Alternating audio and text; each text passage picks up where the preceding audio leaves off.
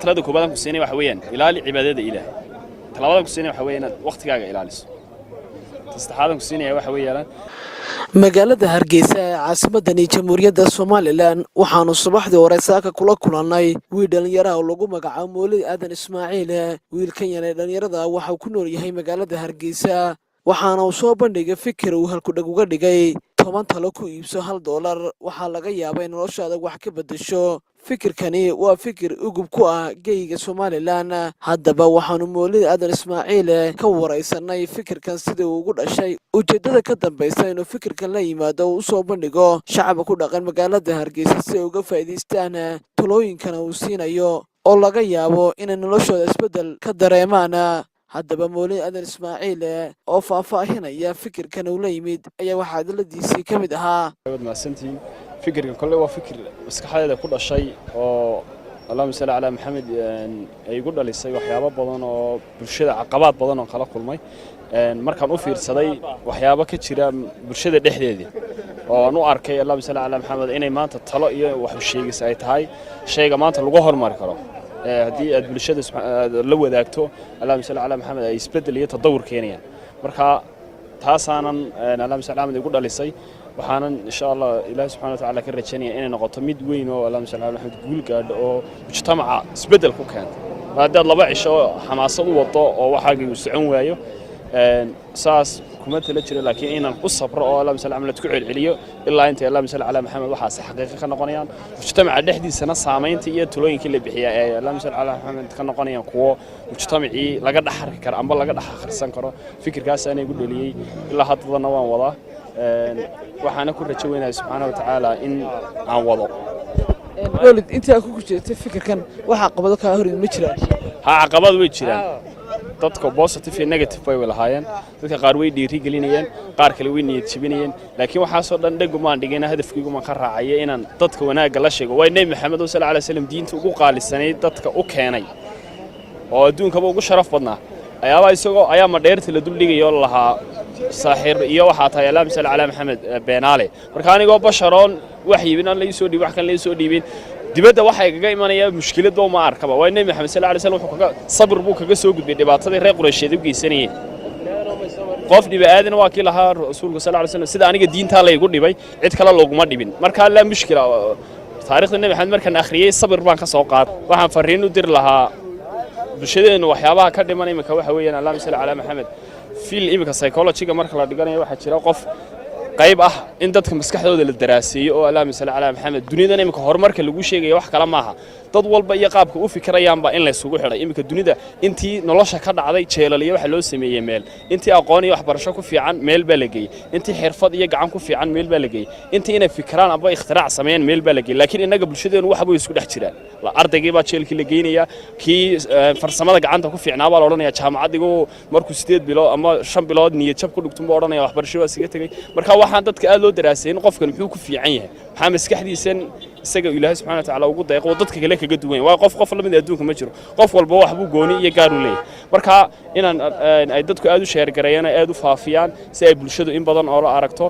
afkaar badan oo Allahumma salli ala Muhammad ay halkan ka dhax akhrisan karaan oo soo gudbin karaan aan soo gudbiyaan Allah subhanahu ay helaan waxaan markaa dadka fari lahaa inay intii iyaga ay karaankooda ay faafiyaan dadka la wadaagaan Allahumma salli ala Muhammad muhiimadu ma aha in la imsado laakiin fikirka qofku helo waxa dunida ugu qaalisan baa la yiraahdaa waa fikir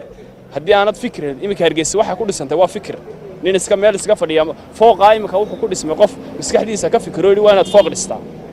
marka tan waa fikir haddii aan wado isbedel ku imanaya khas marka waxaan bulshada fir lahayn Allahumma salli ala Muhammad inay ku dadaalaan siday u faafin lahaayeen geesta kale shacabka ku dhaqan magaalada Hargeysa ayaan wax ka weydiinay si ay u arkaan fikirkan uu soo bandhigay Mowlid Aadan Ismaaciil oo wiilkan dhalinyarada ay ku nool magaalada Hargeysa ayaa ninkii adduunka u foosh xumaa ayaa wuxuu ninkii adduunka u qurux badnaa ninka adduunka u foosh xun waa ninkii adduunka u foqorsanaa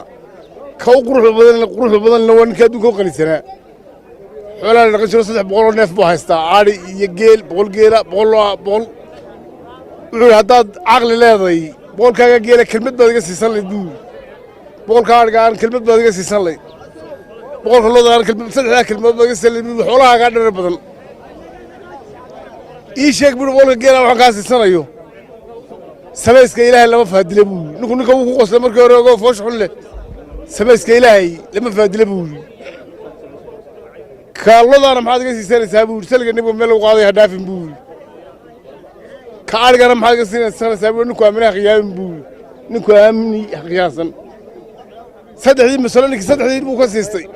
ninkii qiin wanaagsan buu ahaa wuu ka siistay xaggeenu la kacaa buu xaggii aanu la socdo uu la soco buu yidhi wuu la socday boqor buu tegey bustaan qura leh markaa waxaan leeyahay ninkan waa nin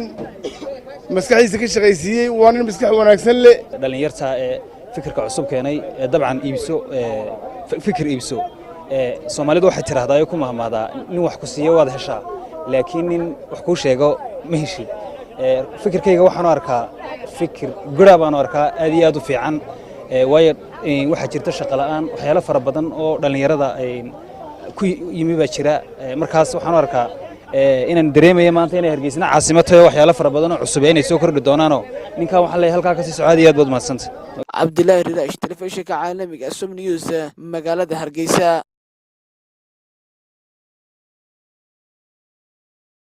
talada koobaad ku siinay waxa weeyaan ilaali cibaadada Ilaahay talabada ku siinay waxa weeyaan waqtigaaga ilaaliso saddexaad ku siinay waxa weeyaan magaalada Hargeysa ee caasimadda Jamhuuriyadda Soomaaliland waxaanu subaxdii hore saaka kula kulannay wiil dhalinyaro ah oo lagu magacaabo Moolid Aadan Ismaaciil wiilkan yar ee dhalinyarada waxa uu ku nool yahay magaalada Hargeysa waxaana uu soo bandhigay fikir uu halku dhag uga dhigay 10 talo ku iibso $1 waxa laga yaabaa in noloshaada wax ka bedesho fikirkani waa fikir ugub ku ah geyga Soomaaliland haddaba waxaanu Moolid Aadan Ismaaciil ka wareysanay fikirkan sida uu ugu dhashay ujeedada ka dambaysa inuu fikirkan la yimaado uu soo bandhigo shacabka ku dhaqan magaalada Hargeysa si ay uga faa'iideystaan talooyinkan uu siinayo oo laga yaabo inay noloshooda isbedel ka dareemaan haddaba Moolid Aadan Ismaaciil oo faahfaahinaya fikirkan uu la yimid ayaa waxa hadaladiisii ka mid ahaa fikirkan kale waa fikir maskaxdeeda ku dhashay oo Allahumma salli ala Muhammad ay ugu dhalisay waxyaabo badan oo bulshada caqabad badan oo kala kulmay markaan u fiirsaday waxyaabo ka jira bulshada dhexdeedii oo aan u arkay Allahumma salli ala Muhammad inay maanta talo iyo wax u sheegis ay tahay shayga maanta lagu hormari karo haddii aad bulshada la wadaagto Allahumma salli ala Muhammad ay isbedel iyo tadawur keenayaan marka taasaanan Allahumma salli ala Muhammad ugu dhalisay waxaan insha Allah Ilaahay subhanahu wa ta'ala ka rajaynayaa inay noqoto mid weyn oo Allahumma salli ala Muhammad guul gaadho oo mujtamaca isbedel ku keento haddaad laba cisho xamaasad u wado oo waxaagii uu socon waayo saas kuma tala jiro laakiin inaan u sabro oo Allahumma salli ala Muhammad ku celceliyo ilaa inta Allahumma salli ala Muhammad waxa xaqiiqo ka noqonayaan mujtamaca dhexdiisana saameynta iyo talooyinkii la bixiya ee Allahumma salli ala Muhammad ka noqonayaan kuwa mujtamacii laga dhaxari karo amba laga dhax akhrisan karo fikirkaas aan igu dhaliyay ilaa haddana waan wadaa waxaana ku rajo weynahay subhanahu wa ta'ala in aan wado Moolid inta ku jirtay fikirkan waxa caqabado ka hor ma jiraan caqabad way jiraan dadka positive iyo negative way lahaayeen dadka qaar way dhiiri gelinayeen qaar kale way niyad jabinayeen laakiin waxa soo dhan dhagumaan dhigayna hadafkaygu ma ka raacay inaan dadka wanaaga la sheego way Nabi Maxamed sallallahu alayhi wasallam diinta ugu qaalisanay dadka u keenay oo adduunka ugu sharaf badnaa ayaa ma dheerta la dul dhigayo lahaa saaxir iyo waxa tahay Allahumma salli ala Muhammad beenaale marka anigoo basharoon wax yiibin aan la soo dhiib wax kan la soo dhiibin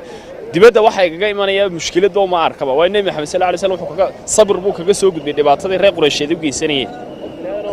qof dhiba aadan waa kii lahaa rasuulku sallallahu alayhi wasallam sida aniga diinta la igu dhibay cid kale looguma dhibin marka la mushkila taariikhda Nabi Maxamed markaan akhriyay sabir baan ka soo qaad waxaan fariin u dir lahaa bulshadeena waxyaabaha ka dhiman imika waxa weeyaan Allahumma salli ala Muhammad fil imika psychology marka la dhiganayo waxa jira qof qayb ah in dadka maskaxdooda la daraaseeyo oo Allahumma salli ala Muhammad dunida imika horumarka lagu sheegayo wax kala maaha dad walba iyo qaabka u fikirayaanba in la isugu xiray imika dunida intii nolosha ka dhacday jeelaliyo waxa loo sameeyay meel intii aqoon iyo waxbarasho ku fiican meel baa la geeyay intii xirfad iyo gacan ku fiican meel baa la geeyay intii inay fikiraan aba ikhtirac sameeyaan meel baa la geeyay laakiin inaga bulshadeenu waxa way isku dhex jiraan la ardaygii baa jeelkii la geynaya kii farsamada gacanta ku fiicnaa baa la oranaya jaamacadigu markuu 8 bilood ama 5 bilood niyad jab ku dhigtay buu oranaya waxbarasho waa siga tagay marka waxaan dadka aad loo daraasayn qofkan muxuu ku fiican yahay waxa maskaxdiisan isaga Ilaahay subhanahu wa ta'ala ugu deeqo dadka kale kaga duwan waa qof la mid adduunka ma jiro qof walba wax buu gooni iyo gaar u leeyahay marka inaan ay dadku aad u sheer gareeyaan aad u faafiyaan si ay bulshadu in badan oo la aragto afkaar badan oo Allahumma salli ala Muhammad ay halkan ka dhax akhrisan karaan oo soo gudbin karaan aan soo gudbiyaan Allah subhanahu ay helaan waxaan markaa dadka fari lahaa inay intii iyaga ay karaankooda ay faafiyaan dadka la wadaagaan Allahumma salli ala Muhammad muhiimadu ma aha in la imsado laakiin fikirka qofku helo waxa dunida ugu qaalisan baa la yiraahdaa waa fikir haddii aanad fikrin imika Hargeysa waxa ku dhisantay waa fikir nin iska meel iska fadhiya fooqa imika wuxuu ku dhismay qof maskaxdiisa ka fikiro waa inaad fooq dhistaa marka tan waa fikir haddii aan wado isbedel ku imanaya khasab marka waxaan bulshada fari lahaa Allahumma salli ala Muhammad inay ku dadaalaan siday u faafin lahaayeen geesta kale shacabka ku dhaqan magaalada Hargeysa ayaan wax ka weydiinay si ay u arkaan fikirkan uu soo bandhigay Mawlid Aadan Ismaaciil oo ah wiilkan dhalinyarada ay ku nool magaalada Hargeysa ayaa ninkii adduunka u foosh xumaa ayaa wuxuu ninkii adduunka u qurux badnaa ninka adduunka u foosh xun waa ninkii adduunka u foqorsanaa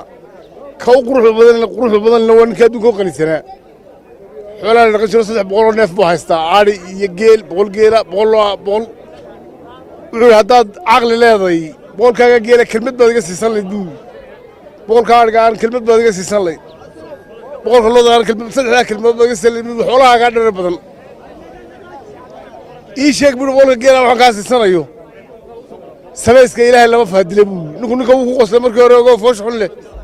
samayska ilaahay lama faadile buu kaalladana maxaad iga siisanaysaa buu saliga nabiga meel lagu qaaday hadaafin buu كأرجعنا محل كسينا سنة سابوا نكوا من خيام بول نكوا مني خياسن صدقني مثلاً إنك صدقني مخصصتي نيجي ونكسب بوها مخصصتي حاجة ولا كعاب ولا حاجة ولا سعودي ولا صعب ولا صعبي بقر بوتي بستانقر له مركب على إنك روان مسكحي سكش غيسية وان مسكح ونكسل له دلنيرتها فكرك عصب كيني طبعاً إبسو فكر إبسو Soomaalidu waxay tiraahdaa ku mahmaada nin wax ku siiyo waad heshaa laakiin nin wax ku sheego ma heshid fikirkayga waxaan arkaa fikir gurab aan arkaa aad iyo aad u fiican waayo waxa jirta shaqo la'aan waxyaalo fara badan oo dhalinyarada ay ku yimi ba jira markaas waxaan arkaa inaan dareemayo maanta inay Hargeysa caasimad tahay waxyaalo fara badan oo cusub ay soo kordhi doonaan ninka waxa la halka ka sii socodiyay aad baad mahadsantahay Abdullahi Ridaash telefishinka caalamiga Som News magaalada Hargeysa